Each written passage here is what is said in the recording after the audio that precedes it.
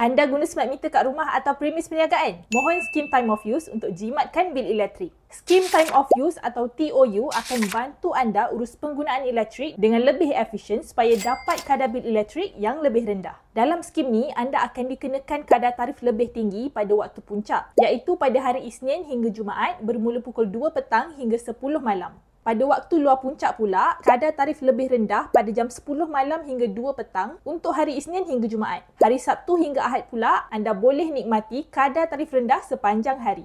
Jadi, anda boleh guna aktiviti yang guna elektrik tinggi macam cuci pakaian, memasak atau operasi perniagaan kecil-kecilan pada waktu ni. Anda boleh join skim ni secara online di portal TNB di www.mytnb.com.my atau secara manual dekat kedai tenaga TNB yang berdekatan. Share video ni pada kawan dan keluarga anda supaya mereka pun tahu juga. Follow Etc.my di semua media platform untuk info terkini, sahih dan terperinci setiap hari.